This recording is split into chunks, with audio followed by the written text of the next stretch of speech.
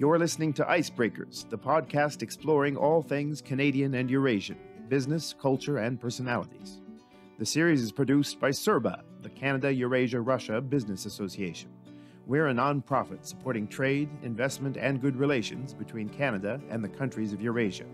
I'm your host, Nathan Hunt, one of the founders of CERBA and former chairman of the National Board. I invite you to tune in regularly for valuable insights relating to the region.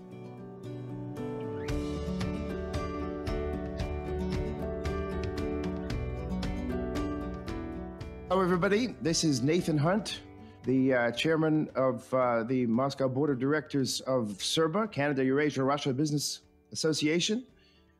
Interviewing today Alison LeClaire, the ambassador of Canada in the Russian Federation and Uzbekistan and Armenia, the Republic of Armenia. We are grateful to have you here with us today, Ambassador LeClaire. So thank you for joining us. Well, thank you, Nathan, for having me. It's really a pleasure to join you today and have this opportunity to reach out to the Canadian business community interested in these three markets that I work in. We're going to start off this morning with a few personal questions, if you don't mind. Of course. Did you always know you'd be a diplomat? I know you grew up in a small suburb of Toronto. What was it like growing from a small town and then end up living in faraway places like Brazil, Sweden, Switzerland, Russia? How did you get into this? How did you get involved in this in the first place? Well, I don't have a clear answer to that. I mean, my clearest memory of wanting to do it was while in university. I started university without having a clear sense of what I wanted to do and took a number of different courses, one of which was political science and international relations, and I loved it. And once you're in that line of study, you hear a lot about the Foreign Service exam. So it was a surprise to me when I looked back, and I don't even know when it was, to my high school yearbook. The year I graduated high school, our yearbook had this gimmick where you needed, the graduates needed to note future ambition, probable fate. And I graduated high school not too long after the Iran hostage crisis, when, of course, in which Canada, of course, played a role in helping American diplomats. So to find in my high school yearbook, I had noted my future ambition as ambassador and probable fate as hostage. So my future ambition has come true. I'm very privileged in that sense, and I dearly hope that my that probable fate will not. So Indeed. Yeah, so it was not, I don't remember being a very clear ambition at that time, but very glad I ended up where I am. To go from a small town, and I do have to clarify, it was a small town. It may now be considered a suburb, but at that time it was a town, and Toronto was the big city far away. I have to say it was really overwhelming. Before I joined the Department of then External Affairs, I had never possessed a passport. I grew up at a time when to go to the United States, Canadians didn't need passports. Your birth certificate was ample if they asked you for any identification at all. So the first passport I ever possessed was a diplomatic passport. Didn't come from an international family at all. So I think I found it overwhelming, but I've loved it. Very stimulating. Love the chance to live in different communities, to think about the world in different ways. It is just a wonderful set of experiences. You started in 1987. How has the diplomatic landscape changed since then? What has become different? What has stayed the same? Well, of course, in 1987, the world was still very much defined by the Cold War, by the great East-West divide. It was only 2 years later that process, the ending of the Cold War, the start of a less predictable, more chaotic world. So I would say my childhood, young adulthood was really defined by the Cold War, the threat of nuclear annihilation, mutually assured destruction, all of those concepts. So that was certainly one thing that framed my world at the beginning of my career that very, very quickly changed. Another characteristic that I would say has changed dramatically is symmetry. You know, when I joined the department, and I would say probably through to the mid-90s, although academics would be able to speak to it more authoritatively, two leaders meeting or a group of leaders meeting was not a routine part of international diplomacy. Of course, it is now. It's very much part of the fabric. It wasn't when I joined. And so the role of diplomatic missions and of diplomats indeed was very different. Lastly, I would say the role, or not role, but participation of women in diplomacy has changed dramatically.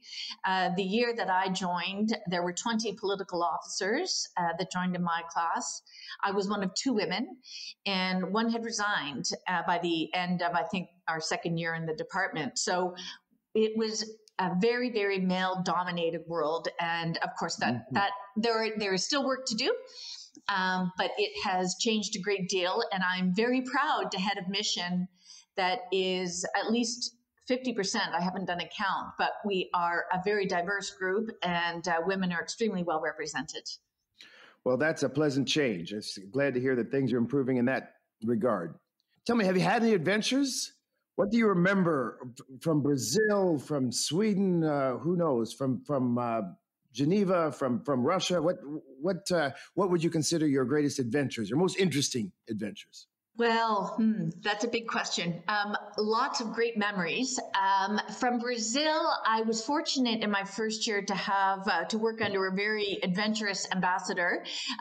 For those who may well know the name, John Bell, extremely well known in trade circles. He was my ambassador when I went to Brazil, and I joined him on a number of very interesting trips.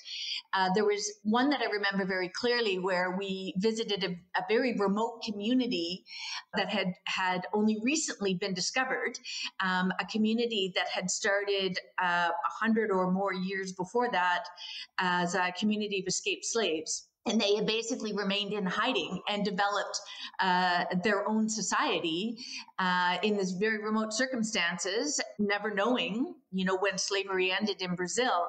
I'm not sure the origins of their rediscovery, but I joined my ambassador and a number of local officials, media.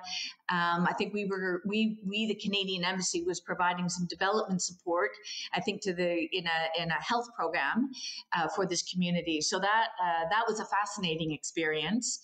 I have to maybe can recount my history with limited, but I'm ambassador in Russia now. I'm not a specialist in Russia, but I did have some exposure to Russia early in my career, most memorably coming to Moscow in 1993 and then again in 1995. 1993, very few cars on the road, most of them military, very quiet, and then coming back in 1995, and of course, Moscow had really just exploded at that time, and it was a very different environment. I remember you telling me about prime ministerial visits, which are always attacks, certainly a difficult test for an ambassador. When you were in Sweden, what happened then? Well, when I was in Sweden, I went to Sweden. Part of my rationale in choosing Sweden was a country that I thought would be interesting but quiet. Canada and Sweden as two countries very like-minded. There had not been a prime ministerial visit there in a long time. I arrived in Sweden pregnant with my third. So I had two small children and I was pregnant with my third. As a mother of a young family, was not really looking for the kind of adrenaline rush you get with summitry and high-level visits. As it turned out, the time I was there, and I should have known better, in fact, should have known this one, Sweden hosted its first EU presidency, and that meant it culminated in a visit of the Prime Minister, two ministers, multiple parliamentarians. So that was very exciting, but very challenging. And then Sweden at that time hosted, some of your listeners may recall, a process called the Progressive Governance Process. They hosted that, or had originally planned to host it, on September 12th, 2001. So that didn't happen, but I did watch 9/11 unfold surrounded by our then Prime Minister's tour office, because he was expected to arrive the following day. Summit did end up taking place about, I think, 6 months later. But that wasn't the last time that we saw the Prime Minister in Sweden, because there was a stop of the Team Canada plane on its way to Russia in, I guess, 2002, full of, well, you remember those very large delegations. I think you were involved in that one, were you not, Nathan? I was just starting out with CERBA when they first came to town with Jean Chrétien and all the premiers but one. I don't remember, one was missing, but every other premier was accompanying him on the trip. So they made an unscheduled stop in Stockholm for about 8 hours because of a health incident by one of the members of the delegation. So in the end, in my 4 years in Sweden, I had either planned or unplanned visits, 4 visits by the Prime Minister. Good Lord. More than you expected. Far more than I expected, yeah. What prominent Russians, let's turn to Russia. Have you had a chance to meet the president? Have you met any other prominent Russians? Well, I've not had as many as I would have liked, of course. I arrived here in mid-January of last year, and that means, as I say, I had 5 normal weeks before COVID hit and everything locked down and everything became so much more difficult. But in that time, I was fortunate enough to present my credentials to President Putin, and Foreign Minister Lavrov, of course, was there. I think it was the last group of a sort of classic credential ceremony here in Moscow before COVID hit. So I was very glad to have that opportunity. Following that, I had the great honor to host to many, if not most Canadians, extremely well-known Russian Mr. Tretyak, who came to meet me here at our new official residence, where I'm living now, in a room that we've now named after him, as really symbolic of an iconic time in relations between our two countries. So that was a huge privilege.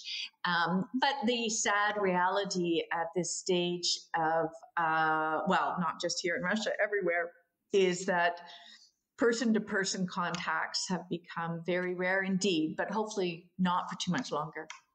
The pandemic must have had a significant effect. Has it changed your plans? Has it impacted opportunities for business, culture exchange, diplomatic relations? How has it changed what you had planned to do? Well, it's changed everything. And I would have to say that for the most part, it has changed things in an unfortunate way, in that when I came here last year, I had hoped to have met many more people. I had hoped to have introduced myself to many more Russians and to many more Russian regions. I was, in fact, the day before the WHO declared this a global pandemic, I was due to fly to Chukotka to attend an Indigenous film festival in Anadyr. Was so looking forward to that. There were Canadian filmmakers who, in fact, did end up making it, but to really explore these opportunities to foster people-to-people contacts in all of these areas, in business, in culture, in academia, in science. And of course, so much in under the theme of Arctic, that area where both Canada and Russia really understand in a very deep way the need for cooperation to address our common challenges. So I had hoped to really get out there in a way that I've not been able to. On the other hand, I would say one of the unexpected outcomes is that our trade program, in comparison to other mission programs, has not diminished. It has remained as busy as it was before the pandemic. And in some ways, because of the technological forcer of moving digital, moving remote, moving virtual, means that in some ways our reach has been extended. You know, it's always a challenge in a territory as large as the one that we cover, Russia alone, but then when you add Armenia and Uzbekistan. So in sectors like education, in IT, of course, in and of itself. But in other areas, the move to the virtual platform rather than in-person conferences has meant that we have been able to reach a wider audience. Interest in the markets that we cover has continued unabated. So that is, I think, a very reassuring. Now I'm going to backtrack a bit, and I bet during the editing process that they'll put this question farther back. But I know our listeners will be interested to hear, what is Mr. Tretyak like? He is just such a lovely, lovely gentleman, a great storyteller, just very warm and generous in his manner, and very wide-ranging in his interests. So we talked a lot about hockey, of course, but we talked a lot about other things. And he told me wonderful stories about how he met his wife, about how and all his wonderful experiences in Canada through the years. So it just his warmth and generosity of spirit and his enthusiasm for for hockey as a way to bring people together, to connect people, to foster relationships is truly inspiring. Worth noting while we're talking about it that next year is the 50th anniversary of that famous 1972 series. We're already thinking about how to mark that occasion. So stay tuned. It's perhaps an improper question, but I'll ask it anyway. Do you remember the 1972 series? Did you get out of school for it? Well, we didn't get out of school, but we got into the gym. Yeah, no, I do remember it. I have to say, I don't come from a hockey family. I wasn't one of those famous imagery of hockey night in Canada and the family gathering around the TV. That was not my family, although my brothers played. But when the 72 series was on, we were gathered together in the gymnasium to watch it. You could buy snacks. And to this day, when I see Starburst candies, I don't know if you know those, they're chewy, very almost sour candies. And those are my favorite. I love Starburst. Okay, well, those to me, those are my hockey candies, because those were the favorite snack to buy and eat in the gymnasium while we were watching the hockey game. Well, I think 50 years on, Starburst is still doing pretty well. Yeah, so. Yeah. What do you find similar and different between Canadians and Russians? And I'll ask the same about Canadians and Armenians. Canadians and Uzbeks. There are three countries you represent here, and let's talk a little about the others as well. Okay, well, I think Russians and Canadians, it's a bit of a truism to say that, we identify as Northern people. And I think that many people have different experiences and different understandings of what that means. But I do think that for both Canadians and Russians, our experience of a cold and sometimes hostile environment that you need to protect yourself against, it does create a sense of kinship, perhaps. So I would say that is one similarity. It's a similarity, but it's a difference. Canadians have this reputation for being very friendly. And I think Russians have a reputation for being friendly, but it's a very different kind of friendliness. Canadians are very publicly friendly, whereas Russians, if in passing them on the street, in the public space, you would never guess, or you would rarely guess, that Russians are friendly. But as soon as you are in a private environment, the warmth and the generosity of Russians is remarkable. So it is not apparent that is a similarity, but I think it is. Very interesting. And what can you say about the Uzbek people? I know you've had limited opportunity because travel hasn't been possible, but you have had some connection. Yeah, I've had some connection. I would say it actually had more connection in the job I was doing before I came to Russia, when I was based in Ottawa, but responsible for this part of the world, and had a wonderful 5 days in Tashkent on a consultation. Unfortunately, not to leave Tashkent to some of the other remarkable places to visit in Uzbekistan. My main reflection on Uzbekistan from that experience was what a energetic and hopeful place it was. You know, it's a place that's in the midst of this tremendous transition, and there was so much energy to it, and so much hope for a better future, for building a better future for all Uzbeks. Also, it's beautiful there, so gorgeous, and I can't wait to go back.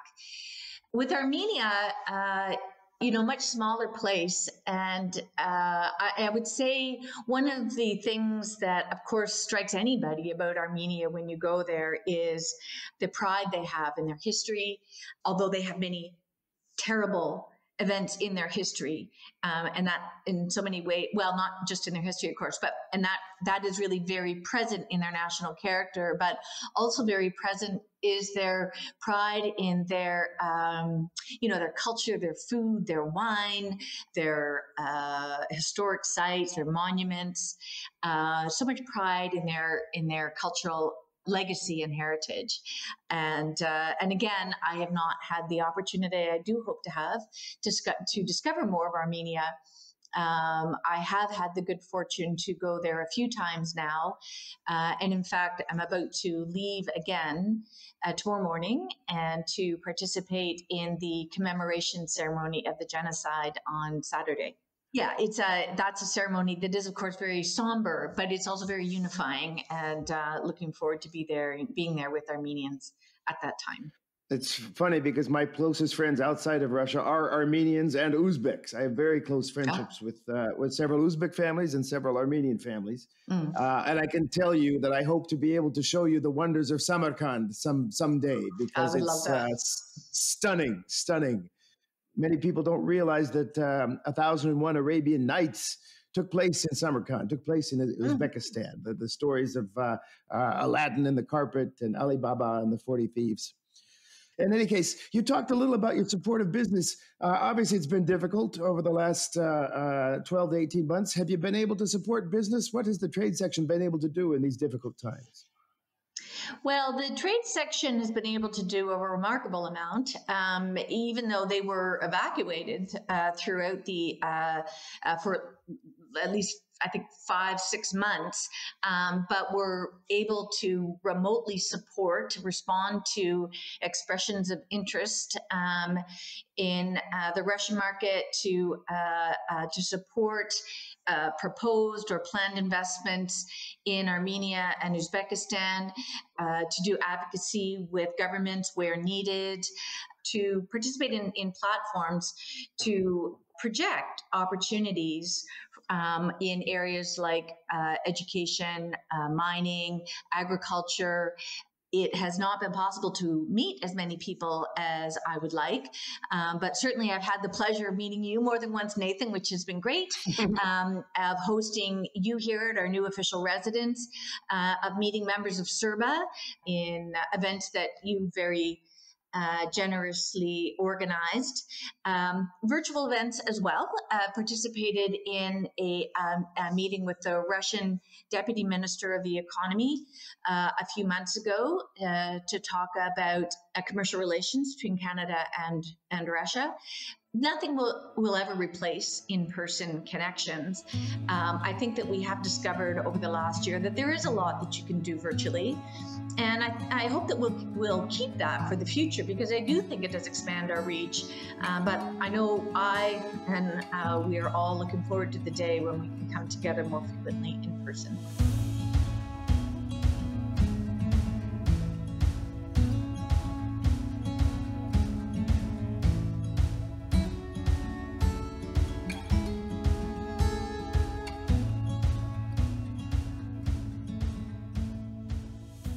Ambassador LeClaire, I want to touch on your experience in the Arctic. You were Canada's senior Arctic official, and you have said that cooperation in the Arctic is a necessity, not a luxury. That quote sticks with me.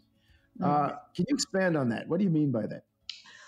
With pleasure. Well, to start with, it's a matter of scale.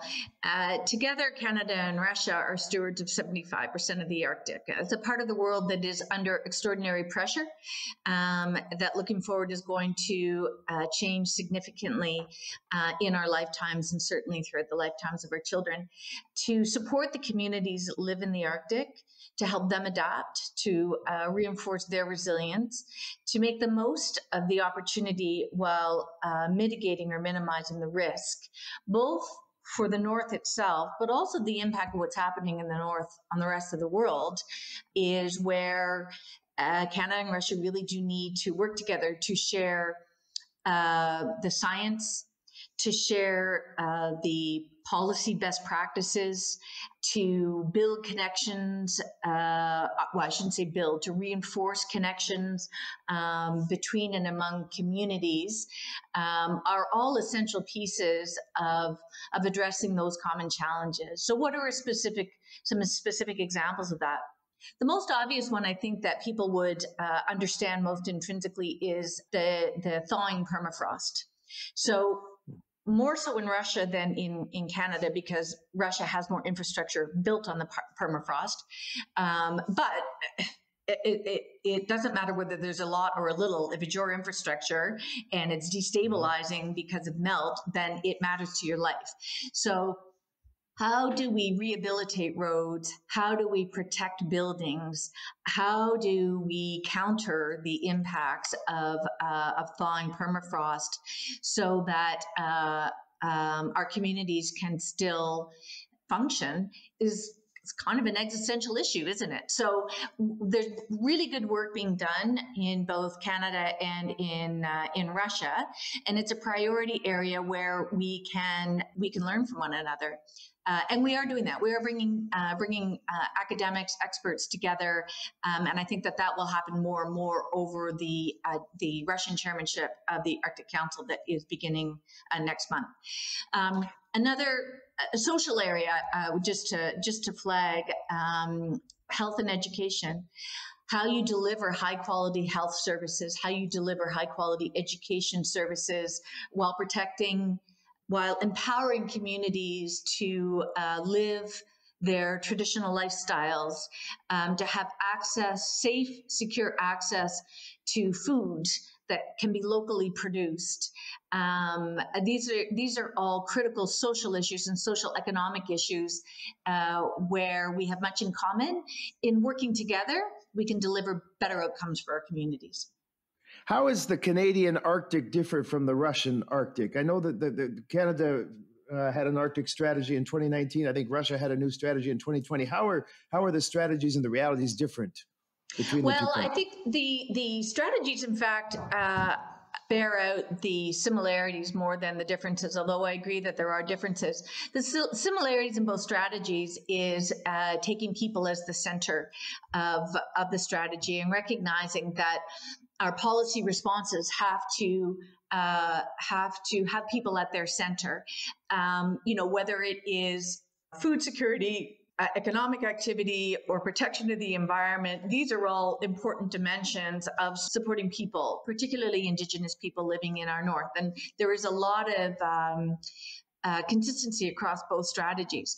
Where are they different? Well, economically, very different. The latest number that I heard, and I can't give you a sort of academic reference for it, but a Russian official said that 20% of Russia's GDP comes from its north. That is, and of course, we know that Russia planning forward is looking to commercialize its northern sea route. So it really does see its north as an engine for economic growth. It's very clear in the strategy to say that it's sustainable economic development, but it is economic development on a scale that is really not part of the Canadian landscape. We certainly do understand the importance and are fostering the importance of sustainable economic development, but our north compared to Russia's north is a much smaller percentage of our national economic output. And I've not seen anything that suggests it's going to be anything different for the foreseeable future. And I think Russia has a larger percentage of its population in the north as well. Is that right? Indeed. Yeah. Our population in the north is something like not even half of 1% of our population. There's fast growing communities in our north, and it is a part of the world that is very dynamic, culturally, economically, socially. So, our strategy is very much concerned with fostering that. Take for example, I think another one that your listeners would relate to very immediately is the whole issue of marine transport. So, in Russian plans, the work that's being done now to commercialize the Northern Sea route, planning assumption is that will be a navigable on a more predictable level in the not too distant future, and there is active planning for that. The reality in Canada is very different. You do hear a lot of talk about the Northwest Passages, but just climatically, it is very different. Climate change is at least as predictions go, and those aren't always reliable, is that it makes navigation less predictable, not more, because of sea ice movements. So on that very, very big transportation issue, it is very different. I'll go ahead and ask a kind of a provocative question. Many viewers believe that there's potential for conflict in the Arctic, and yet Russia and Canada have a similar situation as regards resource delineation in the Arctic. How can you comment on that? Well, I would say our perspective, and we share it with Russia, is that the Arctic is indeed a zone of peace and of cooperation. It is a part of the world that is, in our view, and again, I think that this is very consistent with what Russia would say, very well governed. There are treaty arrangements with UNCLOS, Forum for Cooperation, that is the Arctic Council, with treaty negotiations on issues like science, on oil spill, most recently on the high seas fishery. It is not to say that there aren't disagreements, but we would say those disagreements are well managed, and there are processes to manage those disagreements. The one that I think you're referencing is the continental shelf. I am not a legal expert, and I think it's very important that people understand that I am not a legal expert, but my understanding is that the process now is that each country with a claim to the continental shelf has done science, evidence-based work that has now been submitted to an international commission, and that will be evaluated. And once that evaluation is complete, and that will take years, there will then be a negotiation. So if there is an overlap of claims is not the same thing as conflict, I would say. There may be competing claims, but there is a process to manage that. And I think that is all consistent with our view that the Arctic is in fact a well-governed space that manages competition.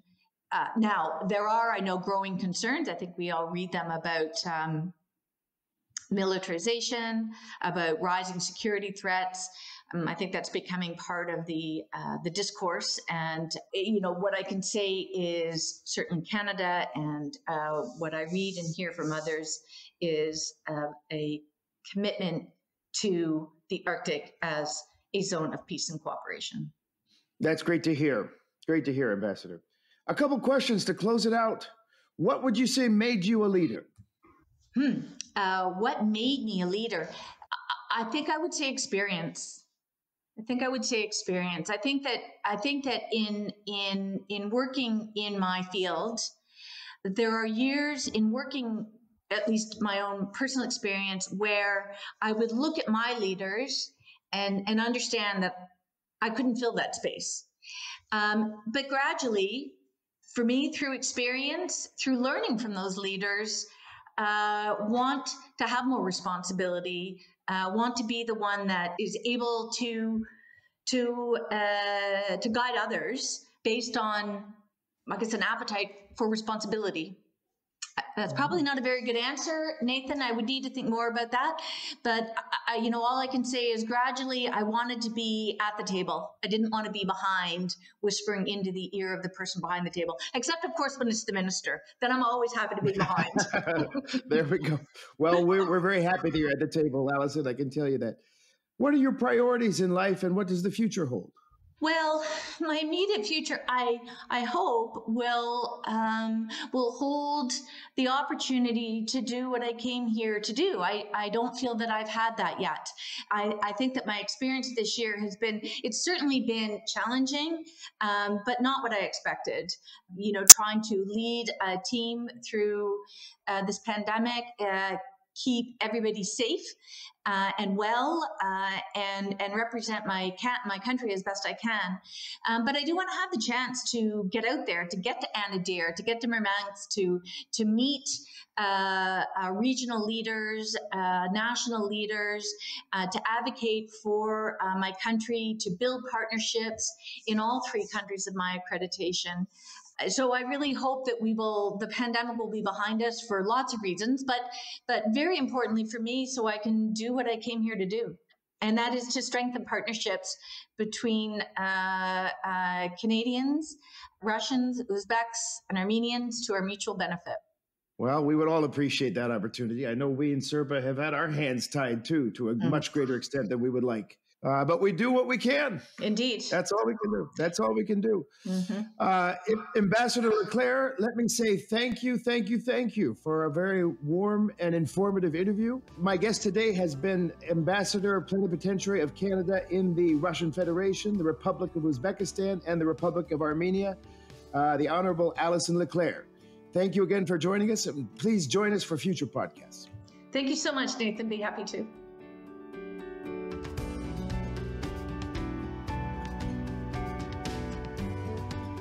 You've been listening to Icebreakers, the podcast produced by CERBA, a nonprofit business association supporting trade, investment, and good relations between Canada and the countries of Eurasia.